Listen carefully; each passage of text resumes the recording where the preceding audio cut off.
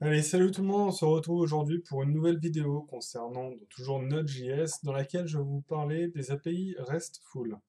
Donc API, c'est Application Programming Interface. Cette partie-là, on ne s'en occupera pas trop puisque c'est la partie client. C'est la partie que je vais utiliser, pour laquelle je vais utiliser le logiciel Postman, qui est un plugin de Chrome. Par contre, ce qui nous intéresse, c'est REST. REST a un petit nom, enfin c'est son petit nom.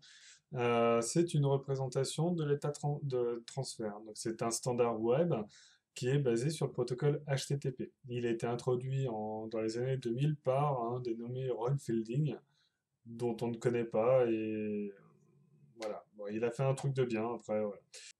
Donc le serveur REST fournit tout simplement des ressources au client. Donc le client fait une requête auprès du serveur, le serveur lui retourne une ressource à base de l'URI que le client lui a fourni au départ pour savoir quel type de ressource le client souhaitait avoir. Le client, une fois qu'il a sa ressource, il en fait ce qu'il veut, il l'affiche, il la modifie, il en fait absolument ce qu'il veut, et derrière, parce qu'il n'y a plus aucun lien avec le serveur, et c'est bien, et derrière, le client, s'il a besoin, il peut retourner au serveur des informations en lui disant, eh bien, cette information-là, je veux que tu me la modifies parce que celle que tu as, eh ben, elle est plus à jour. Ou cette information-là, je veux que tu la supprimes parce que, eh bien, elle n'est plus à jour. Donc chaque ressource est identifiée par une URI et pas une URL. L'URI, c'est pratiquement ce qu'on va voir derrière l'URL. Et chaque ressource peut être identifiée par une ID globale. On a aussi les formats d'échange du REST qui sont assez connus, enfin beaucoup sont connus. On a le texte, le XML et le JSON pour les plus répandus. On a d'autres formats moins connus, moins répandus et dont on s'en passera.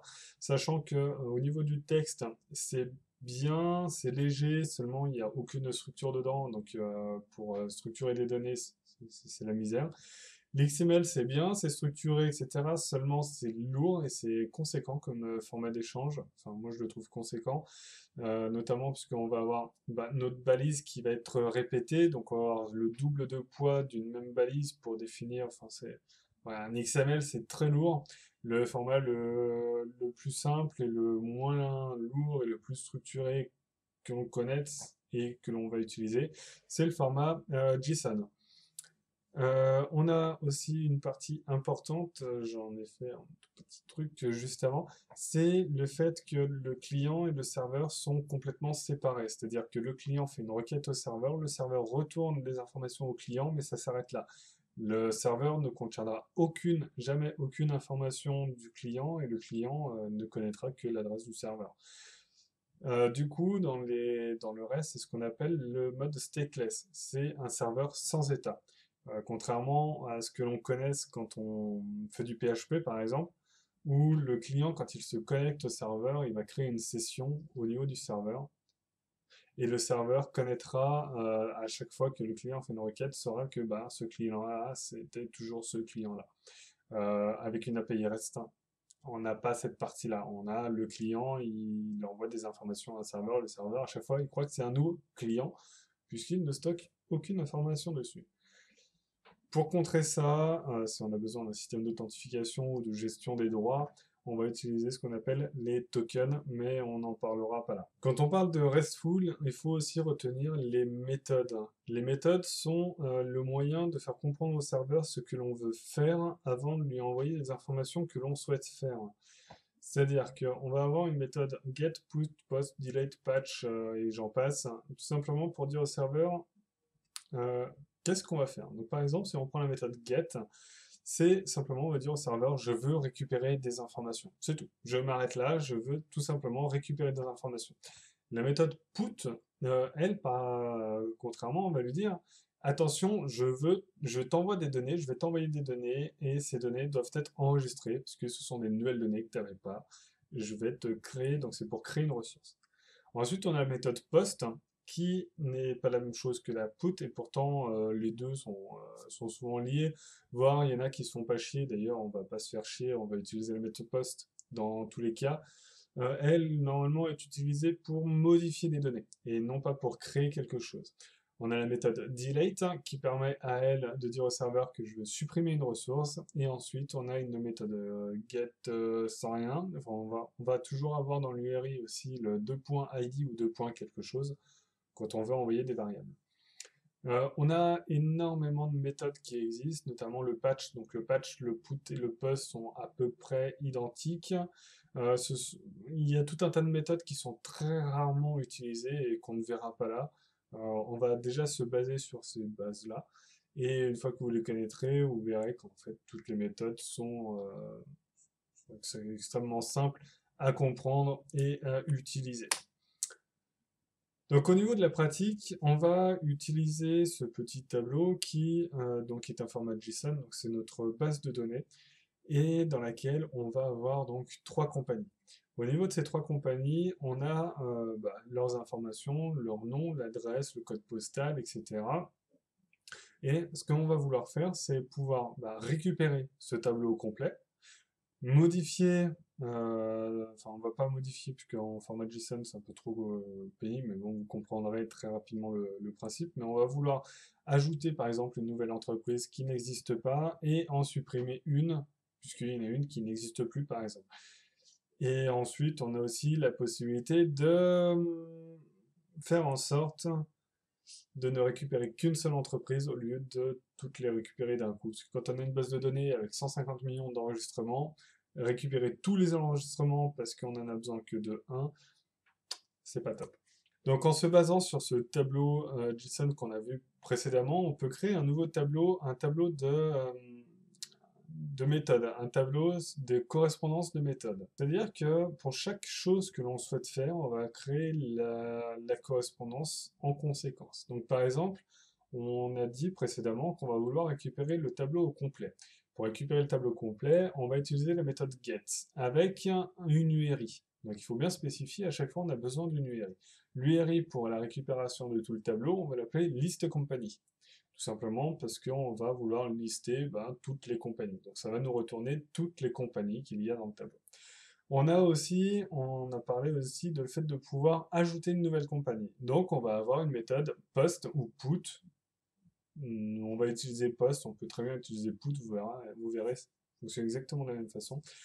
D'ailleurs, je crois que j'utilise put dans l'exemple.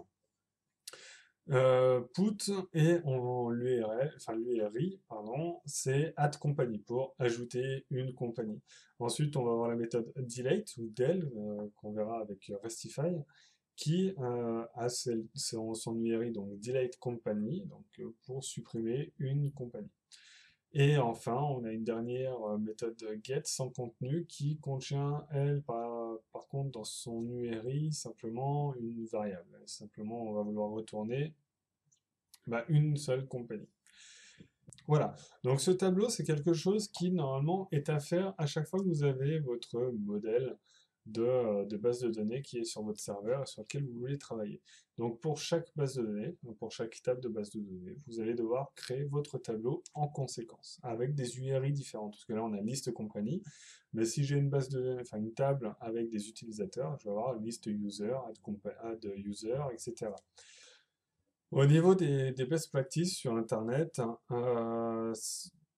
on ne le voit pas ici, pas très bien en tout cas. Normalement, on plurialise les URI. C'est-à-dire que quand on va avoir par exemple les users, et au lieu de mettre list user, on va avoir list users parce qu'on aura la possibilité de récupérer plusieurs utilisateurs, de modifier plusieurs utilisateurs, etc. Et ça permet aussi, quand on écrit une API, de bien séparer la ressource de la variable ou du nom de la variable. Voilà, bon là on ne le voit pas parce qu'avec list compagnie c'était peut-être pas forcément très probant, mais voilà, ça fait partie des best practices, les méthodes sont plurialisées. Je vous mettrai un lien dans la description euh, vers une petite partie, un petit site qui regroupe les best practices du reste, que je trouve extrêmement bien fait, surtout sur lequel ils ont repris un PDF qui a été fait, qui reprend à peu près toutes les API qui ont été écrites aujourd'hui au niveau du web, et de faire la synthèse de toutes pour avoir une ligne directrice de tout ça. Et moi, je m'en sers énormément. Ça permet de savoir quels sont les fichiers que l'on est censé retourner, enfin, quels sont les statu codes que l'on est censé retourner pour chaque ressource, quelles sont les choses que l'on est censé envoyer, les noms, etc. C'est assez pratique et ça fait partie d'un très gros aide-mémoire. Donc au niveau de la pratique, on va tout simplement partir sur un petit script tout simple sur lequel j'utilise Restify. Donc dans le dossier, qu'est-ce que j'ai? J'ai tout simplement nos deux fichiers, un serveur et compagnie, et un dossier node module, puisque j'ai installé Restify. Donc j'inclus Restify. Alors pourquoi Restify et pas Express pour ceux qui connaissent déjà? Tout simplement parce que Restify, ben, dans son titre, porte très bien le titre de aussi le sujet du tuto. Hein. C'est un framework hein, qui a été écrit spécifiquement pour faire du REST au départ. Donc en fait c'est un routeur. Principalement, quand on parle de REST, on a un routeur. Donc là, en Node.js, on utilise principalement Restify pour faire du REST. Si vous le faites en PHP, vous pouvez très bien le faire en PHP. Le routeur le plus simple, c'est Slim Framework. Très simple à utiliser, très simple à mettre en place et très léger. Donc on utilise Restify, on va utiliser File System, donc comme la base de données est un fichier JSON qui est ici, eh bien, il va falloir aller le lire, écrire dedans, etc. Ensuite, bah, je crée mon application avec Restify. Alors, je monte le serveur. J'ai pas besoin de faire un truc de foufou, donc j'ai pas mis d'options à l'intérieur. Et derrière, on a deux petites choses un peu particulières qui sont Restify Query Parser et Body Parser. Vous sentez l'accent. Query et body, c'est simplement derrière, ça nous permet de récupérer très facilement les params et le body, les données qui sont envoyées du client vers le serveur de façon la plus simple possible.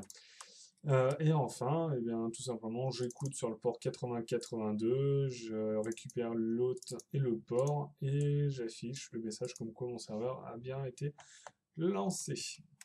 Donc ici, on va écrire nos routes et j'ai aussi le serveur qui est là. Donc là, on retrouve bien notre serveur compagnie et notre module et sur lequel eh bien, je vais lancer le serveur qui me dit bien qu'il écoute sur le port 8082. Alors si je vais sur ce port-là, enfin sur l'adresse de mon serveur et que je vais sur ce port, il me dit qu'il trouve aucune ressource, que le slash ben, n'existe pas. Donc ça c'est normal puisque pour l'instant je n'ai écrit aucune route. Alors là, c'était juste pour vous montrer, je n'utiliserai pas le navigateur, parce que dans le navigateur, je n'ai pas la méthode get, post, put, enfin j'ai la méthode get seulement, mais je n'ai pas le post, le put, le update, le patch, etc.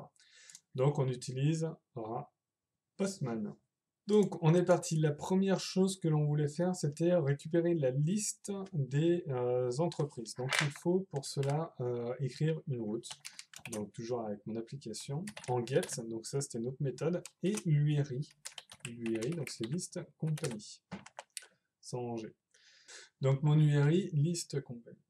Derrière, j'ai ma fonction qui va récupérer donc le callback. Donc c'est une fois que la requête a été reçue, et ben on va avoir notre fonction. Dedans, on a deux choses qui sont toujours les mêmes. On a rec et res. Rec, c'est la request, c'est toutes les informations que le client, que le navigateur client, ou que le logiciel client, ou que le truc client, a envoyé au serveur. Tout ce que le client envoie au serveur, on le retrouve dans rec. Res, c'est le résultat. Donc c'est tout ce que le serveur va renvoyer vers le client. Donc rec, res, de toute façon, dans cette fonction, on a toujours ça. Toujours, toujours. Là, si j'enregistre hein, et que je viens sur mon navigateur et que je liste compagnie, j'ai pas d'erreur, mais il se passe rien. Tout simplement parce que ben, je lui ai dit qu'il se passait rien. Ici, je vais aller lire. Donc en fait, le but, c'est simplement d'aller lire le tableau de compagnie.json et de le retourner directement au client. Donc j'utilise File System, que vous avez déjà pu voir dans le tuto précédent, et je vais aller chercher ben, le fichier qui se trouve... donc c'est compagnie, que je ne me trompe pas, .json. Du coup, il m'a écrit n'importe quoi. Company.json. La chaîne de caractères, donc c'est WTF8, et derrière on a encore notre fonction de callback avec toujours, donc comme je l'ai déjà dit dans les chapitres précédents, l'erreur en premier et les données en second. Ici, je vais pouvoir renvoyer au serveur deux choses. Soit j'envoie directement, enfin seulement le statut, par exemple. Donc le statut, c'est ce que l'on voit, par exemple le 404, hein, c'est un statut. C'est un statut qui définit que 404, le serveur sait que 404, c'est quelque chose qu'il n'a pas, qu'il n'existe pas. Le statut 200, c'est un statut que c'est OK, avec des données, normalement. Là, je n'ai pas mis de données, je mets juste le statut. J'enregistre, donc on va regarder exactement ce qui se passe dans le navigateur. Et il ne se passe rien, parce que je n'ai envoyé que le statut et il attend quand même une réponse. Et là, je n'ai pas de réponse, il faut que je l'envoie. Donc pour l'instant, on va utiliser le send. Si j'enregistre et que je rafraîchis, là, j'ai bien rien. Et oui, j'ai envoyé un statut 200, donc j'ai dit tout simplement c'est OK. Donc le serveur a répondu quelque chose, mais il n'a pas donné de données. Il n'a pas donné de données. Donc je n'affiche rien, puisqu'il n'a rien à afficher, il n'a rien reçu. Maintenant, si je lui ai envoyé les données, et bien ici, au lieu de lui mettre le statut, sachant que le statut par défaut, quand on ne met rien, ça sera toujours le statut 200, je vais lui mettre mes données. Donc, sachant que c'est du JSON, on va le convertir, donc on va le parser, et on va mettre les datas. J'enregistre, maintenant je retourne sur mon navigateur, sur mon get, et là j'ai bien mes informations qui étaient retournées, qui ont été retournées. Maintenant je vais utiliser Postman. Alors Postman, ici, il fait exactement la même chose que le navigateur quand il s'agit du get. Par contre, on verra quand on utilisera d'autres méthodes, il envoie d'autres choses. Donc si j'envoie, on a exactement la même chose. La différence, c'est que sur Postman, on voit très simplement le statut code qui a été retourné, qui est ici. Donc mon statut est à 200. Maintenant, si je veux pouvoir modifier, par exemple, mon statut, donc on le verra par exemple dans le put, ici, je modifie mon statut et je mets par exemple 202. J'enregistre, je renvoie. Et là, j'ai bien mon statut de 202 qui a été pris en compte. Le statut 202, donc Postman est plutôt bien dans ce sens-là, c'est qu'il nous redonne une description du statut, à quoi il est censé correspondre. Donc le statut 202, par exemple, c'est que la requête a bien été acceptée, qu'elle a été complétée correctement.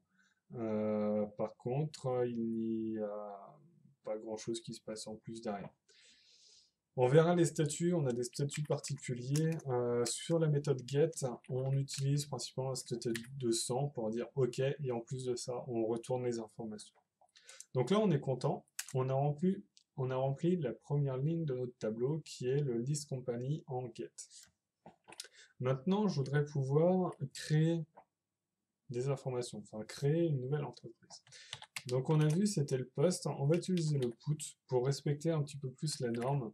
Parce que la norme, c'est put pour créer une ressource.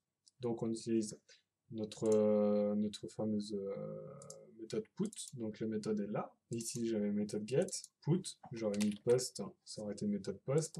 Delete n'existe pas, c'est del. On verra après. Donc là, méthode put, et on va faire notre URI, c'est add company. Avec bien entendu notre fonction qui récupère les données, ou pas, du serveur, enfin du client. Et là-dedans, on va faire tout notre schmilblick.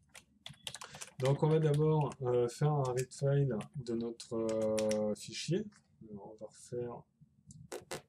on va prendre ça. Hein. Tac. Toujours pareil, on est en UTF-8 et on a bien entendu notre fonction avec l'erreur et la data. Donc tout simplement on va lire le fichier et là-dedans comme c'est pas une vraie base de données, c'est un fichier en fait. Ce qu'on va faire, c'est on récupère tout le fichier, on rajoute une donnée dans le JSON et on va réécrire complètement le fichier. Rien de plus simple. C'est un peu stupide, mais au moins c'est ce qui est le plus simple à mettre en place pour l'exemple. Ensuite, donc je vais tout simplement récupérer les données qui sont dans mon fichier. Donc je les pousse dans Data et je parse le tout, parce que c'est un JSON, je le parse pour que ce soit un petit peu plus compréhensible. Et derrière, on va aller ajouter une compagnie, donc compagnie, avec pas une étoile, un plus, là, un ID.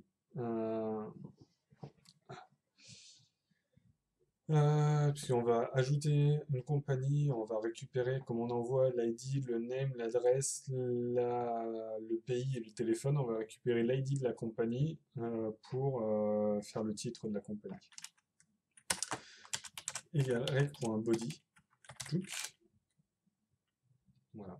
Donc en fait, rec.body, alors rec.param n'existe pas, c'est rec.body ici. Le rec.param, ça serait ça. Tac, tac. Et mon rec.param serait mon ID.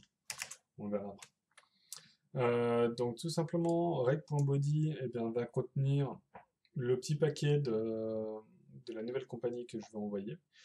L'ID, c'est l'ID de cette nouvelle compagnie. Et tout ça, je le mets dans une nouvelle variable de data. En fait, je le rajoute à mon JSON. Donc, si on reprend mon JSON, c'est comme si je le rajoutais ici.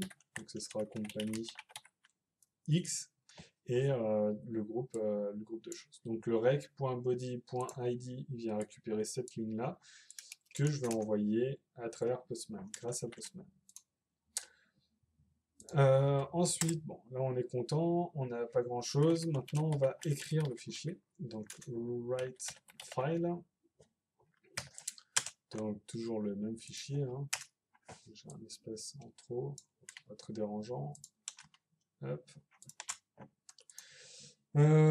Ici, donc pour l'écriture, c'est le fichier, ce que l'on veut écrire, donc json.stringify, je sais jamais dans quel sens, ça va être comme ça, et la fonction erreur data en cas d'échouement ou de réussite. Donc si j'ai une erreur, par exemple je peux faire un faux erreur, ça me stoppera la fonction et ça me retournera l'erreur. Et ensuite, on va envoyer un statut. Alors là, le statut est un peu différent parce qu'on va créer quelque chose. Donc on va envoyer le statut 201. Alors pour les codes de statut, hein, je vous renverrai de toute façon toujours sur le petit truc d'Octo, qui est vraiment super et qui donne pour chaque méthode le statut qui est censé être retourné. Donc on va voir à quoi il correspond. Et ensuite, je vais faire un send et je vais envoyer les datas pour pouvoir les afficher. Comme ça, on verra directement, je crée quelque chose, je l'envoie et une fois que j'ai envoyé, on me retourne tout. Comme ça, j'ai bien la confirmation que tout a bien été enregistré. Donc, je retourne sur mon Postman et je vais prendre ma méthode put. Donc, je l'ai déjà pré-rempli. Donc, ma méthode put add company avec query add company, dans laquelle j'ai mis un ID A4, un nom d'entreprise, une adresse, un code postal, un pays, un numéro de téléphone, etc. etc. Je l'envoie, donc j'ai bien enregistré, je l'envoie, et là, c'est le drame. Pourquoi? En fait, c'est pas une erreur, c'est tout simplement qu'une fois que j'envoie mes informations, j'ai le serveur qui est rafraîchi à cause de NumMon et qui me fait chier. Et il faudrait que je rajoute pour lui dire de ne pas écouter le JSON. Donc là, je vais juste faire un node server.js. Du coup, ici, ça m'a tout réécrit. Hop. Alors, je vais reprendre mon fichier de base. C'est que ça a fonctionné. Et je vais juste réafficher mon JSON, que vous voyez que le JSON reste le même. Et ensuite, si je fais mon put, clac, et maintenant, si j'envoie, j'ai bien mes trois compagnies, 1, 2, 3, compagnie 1, 2, 3, plus la quatrième que j'ai envoyée, qui nous est bien retournée ici. Alors, pour être sûr, si je retourne dans mon get et que je refais un liste compagnie complet, j'ai bien quand même mes 4 compagnies. Maintenant, si je retourne dans mon fichier JSON, je vois qu'il a été complètement modifié. Il est que sur une seule ligne, mais c'est pas grave, puisqu'on voit quand même en revenant qu'on a bien notre compagnie 4 qui a été rajoutée. Donc notre méthode put fonctionne. Maintenant, je voudrais, au lieu de récupérer toutes mes compagnies, en récupérer qu'une seule en fonction de son ID, ou en fonction de n'importe quoi. Et pour ça, il faut que mon client puisse envoyer au serveur, en plus de l'URI, un paramètre. Et c'est la dernière ligne qu'on a vue, le 2.id. Donc, je vais réutiliser ma méthode get, dans laquelle je vais lui définir un paramètre qu'on va pouvoir récupérer avec le param. Rien de plus stupide. Alors, il y a cette méthode-là qui n'est pas forcément la mieux, puisque au final, je vais récupérer quelque chose à partir de on ne sait pas quoi. Et oui, comme je l'ai dit, normalement, chaque ressource est censée avoir sa propre URI. Là, je ne mets qu'un paramètre, comme ça, sur l'URI de... il n'y en a pas d'URI, donc je ne mets un paramètre sur rien. Donc ça veut dire que dans mon serveur, soit j'ai défini que rien c'était quelque chose, soit je fais les choses proprement et je dis que quelque chose c'est bien quelque chose. Alors ici du coup, au lieu d'avoir une URI sur rien, on va avoir notre URI list compagnie. On va garder celle-ci. Par contre à la fin on va rajouter notre slash 2.id. De la même façon que tout à l'heure, ça de toute façon ça ne changera jamais, hein, vous aurez toujours que ces deux arguments dans votre fonction. Et on va faire à peu près la même chose que ici. Donc on va lire notre fichier. Tac, je vais prendre ça d'ailleurs. Hop. On va lire notre fichier. Par contre, au lieu d'envoyer directement, je vais refaire un data égale un JSON parse. Donc je vais reparser mon fichier JSON, mes données qui ont été retournées. Là-dessus, je ne vais récupérer qu'une seule compagnie, donc data, je vais récupérer, alors de la même façon que je l'ai fait, c'est pas forcément des plus jolis, hein, mais de la même façon qu'ici, à la différence près, c'est que le get n'envoie pas de body, il envoie des paramètres, donc je ne récupère que le param. Parce qu'il y a plusieurs paramètres, enfin on peut envoyer plusieurs paramètres. Clac. Et enfin, eh bien, à partir de là, je peux renvoyer res.send, je peux renvoyer mon company, qui est déjà retravaillé. Alors, je vais juste redémarrer le serveur. Tac. Donc maintenant, mon get, si je fais mon send, j'ai toujours la même chose. Par contre, si je veux, par exemple, récupérer que la compagnie numéro 3, il me suffit de rajouter son ID. Donc l'ID, en fait, c'est ici, hein, ce serait ça l'ID, dans notre cas. Je rajoute le slash 3, j'envoie et je ne récupère bien que la compagnie numéro 3. Donc là, on a pu voir notre get, le put. Alors au niveau du put, je voulais vous montrer aussi la différence avec le post. J'enregistre, je relance mon serveur et ici, à la place de faire un put, je vais juste faire un post. Alors je reprends ça parce qu'il y a déjà les ID. Je modifie juste ça, je vais mettre le 5 et je renvoie. Et ça me fait exactement pareil, j'ai bien ma compagnie 5. Donc comme je l'ai dit, un put post, c'est la même chose. Sachant que get, push, post, pass, patch, delete, etc. c'est exactement la même chose. La seule différence, on utilise ces différentes méthodes de façon à ne pas pouvoir supplanter une méthode par une autre. C'est-à-dire que là, j'envoie une méthode post pour du post. Mais si par exemple quelqu'un veut faire de l'injection ou veut faire n'importe quoi, je veux supprimer une ressource. Donc par exemple, on avait notre get. Celle-ci, au lieu de la supprimer, au lieu de la lire, je veux la supprimer. Bon, au lieu d'envoyer une méthode get, j'enverrai très bien une delete. Delete, ça veut dire supprimer. Et une méthode delete, ça, c'est une méthode qui est correcte pour du delete. La seule différence, c'est que normalement, pour deleter, il faut avoir des droits. Donc normalement, on est censé protéger notre serveur. En tout cas, si on n'a pas implémenté notre route de délation, pas de délation, de deleting, si j'envoie, delete n'est pas autorisé, puisqu'en fait, delete, il n'existe pas encore. Donc il ne peut pas être autorisé. Mais c'est quelque chose que l'on va corriger, puisqu'on va l'ajouter tout de suite en faisant notre app.del. Alors pourquoi del et pas delete? Tout simplement parce que delete est déjà un mot réservé dans JavaScript. Donc ils n'ont pas pu utiliser le delete. Ici, ben, on va créer notre route, delete company, et on va rajouter un ID. Puisqu'on n'a pas forcément envie de tout supprimer, on veut supprimer qu'une seule partie de notre delete. Donc, toujours pareil, notre rec et notre res. Nous allons protéger un petit peu tout ça, de sorte à ce que si l'on envoie quelque chose sans ID, on ne puisse pas rentrer dans la fonction. Donc, on va faire un petit test. Donc, if rec.params.id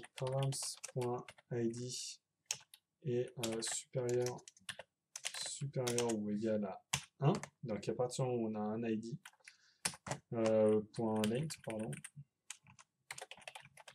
oui, parce qu'il faut compter le nombre de caractères qu'il y a dans l'ID.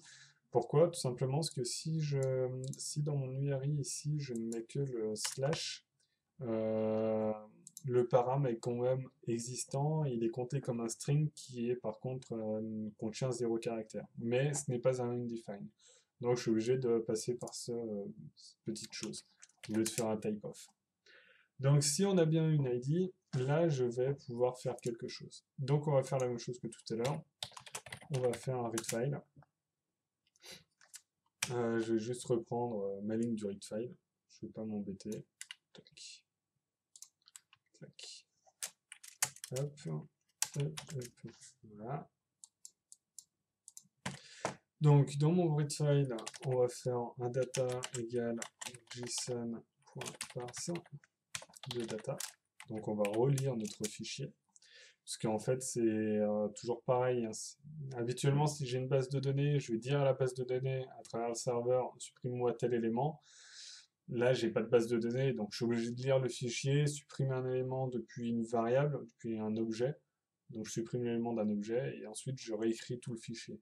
Propre, mais c'est dans l'intérêt du tuto, pour être le plus simple. Parce que j'aurais pu très bien implémenter MongoDB, mais pour ceux qui ne connaissent pas Mongo, ils n'auraient rien pané. Ensuite, je fais ma suppression, donc je delete la ligne que je veux, donc compagnie, et le paramètre que j'ai envoyé, donc l'id. Donc ça, c'est bien le rec.param.id récupère ça. Et ensuite, eh ben, on va écrire, donc write file, je vais réécrire dans mon fichier qui est là. Write file, json.stringify, les datas qui ont été corrigées. Et j'ai ma fonction de callback qui me retourne soit une erreur, soit une donnée. Donc pareil que tout à l'heure, si j'ai une erreur, alors je le reprends, elle est là. Si j'ai une erreur, j'arrête tout, j'affiche l'erreur donc dans la console. Et si j'ai pas d'erreur, je renvoie pas un 200. Je renvoie un 204. Alors, pourquoi est-ce que je renvoie un 204? Alors, 200, alors tous les statuts code ont une norme. Tous les statuts en 200 quelque chose, c'est cool. Ça s'est bien passé, ça s'est bien déroulé, même si on n'affiche rien, ça s'est bien déroulé. Tous les statuts en 300, normalement, on ne s'en occupe pas, c'est principalement le serveur qui gère ces statuts code-là pour lui-même. Notamment comme le statut 500. 500, c'est le serveur a craché, et avant de cracher, il a balancé son 500 en disant j'ai craché. Nous, ce qu'on doit retenir, c'est les 200 et les 400. Donc les statuts 200, c'est cool, ça s'est bien passé, même si on retourne rien. Les statuts 400, c'est qu'il y a eu une erreur et on explique pourquoi. Donc là, par exemple, j'envoie un statut 204 pour dire la méthode delete s'est très bien déroulée, seulement j'envoie rien parce que j'ai rien envoyé. Pourquoi? Parce que c'est un delete, donc une fois que j'ai supprimé, normalement quand on supprime un objet, vu qu'il n'existe plus, on ne peut plus le renvoyer au client. Donc on dit qu'on n'a rien à renvoyer, tout simplement. Par exemple, si on part sur... On va le faire tout de suite d'ailleurs, ça sera plus parlant.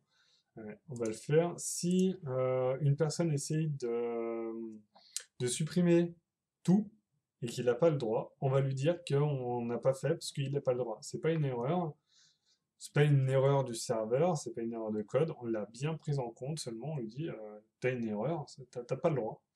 Donc là, par exemple, ça serait dans mon else de mon if. Donc si on ne respecte pas ça, donc si on n'a pas envoyé l'id de l'élément qu'on va supprimer, et bien tout simplement, on va envoyer un statut code 405. On va voir ce qu'il veut dire et on va envoyer un message avec, si on a le droit d'envoyer un message. Et ici, on va lui dire merci de spécifier un identifiant, par exemple.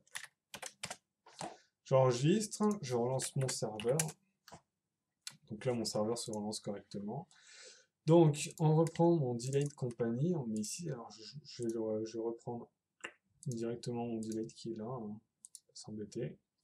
Delay company, première chose que je vais faire, je ne vais pas mettre d'identifiant, je vais l'envoyer directement. Et là, j'ai bien mon statut 405, méthode non autorisée. Je n'ai pas le droit de faire ça. Le serveur me le dit, je n'ai pas le droit. Donc dans le statut 400, on a plein de statuts différents. On va avoir le statut 400, donc qui est une mauvaise requête. On s'est planté dans la requête. Le statut 401, c'est on n'a pas le droit, c'est pas la même chose que le 405 qui n'est pas autorisé. Là, on n'a pas le droit parce qu'on n'est pas authentifié. On a le 403 qui est interdit. On n'a pas, c'est un chemin par exemple qui est bloqué. On n'a pas le droit d'y avoir accès, quel que soit notre statut. Le 406, c'est que c'est pas acceptable. Ce que tu as envoyé, c'est pas acceptable. Tu as envoyé des trucs bizarres, on n'a pas le droit d'envoyer ça. Par exemple, on a envoyé un booléen à la place d'un string, non, ça marche pas, on n'a pas le droit. Voilà, enfin, les statuts code peuvent être interprétés un petit peu de façon différente, mais en tout cas, derrière, ça permet, au niveau des notifications au client, on peut lui notifier la raison de pourquoi ça n'a pas marché. Au niveau des statuts de 200, on a la même chose. On a le statut 200, qui est, c'est cool, ça s'est bien passé. Je te retourne même des informations pour te montrer que ça s'est bien passé. On a le statut de 201 qui dit ça s'est très bien passé, on a même créé l'objet que tu nous as demandé de créer. On a le 202 qui est un état qu'on a accepté. On a accepté quelque chose. Le 204, hein, donc c'est celui qu'on a mis ici. Donc ça s'est bien passé aussi, mais on n'a pas de contenu. On ne retourne pas de contenu parce qu'on n'a pas de contenu. Le 206, lui, est un peu particulier. Il est principalement utilisé pour le patch, hein, puisque on retourne, c'est quand on a modifié quelque chose. Par exemple, je modifie un objet. Et ben on retourne que cet objet et non pas l'objet complet, enfin qu'une partie de l'objet. Donc on retourne un morceau. Donc c'est partial contenant, c'est du contenu partiel. Donc là on nous dit clairement statut 405, on n'a pas le droit. Par contre si je veux supprimer le 2, je l'envoie. Il me dit rien, j'ai un statut de 204, je n'ai pas de contenu. Mais par contre ma méthode s'est bien déroulée. Donc ça, on a après côté client, il faut savoir catcher les statuts code, pour afficher les bons messages au client. Maintenant, si je retourne dans mon get, donc je vais supprimer le 2, si je retourne dans mon get et que je refais, eh bien, j'ai bien mon 1, ma compagnie 1, 3, 4, 5, mais je n'ai pas ma compagnie 2. Voilà, donc comme vous le voyez, hein, c'est quand même extrêmement simple le reste. Là, on a vu une partie du reste, hein, il manque les tokens, il manque énormément de choses, mais on a vu la base de la chose et surtout le comment ça fonctionne, le pourquoi et qu'est-ce qui est utile. Donc get, post, put, patch, delete, ça vous les verrez à force de les utiliser. Restify est le framework Node.js que je préconise d'utiliser pour faire du REST pur. Et notamment, la chose à retenir en REST, on ne retourne que des ressources et pas de contenu.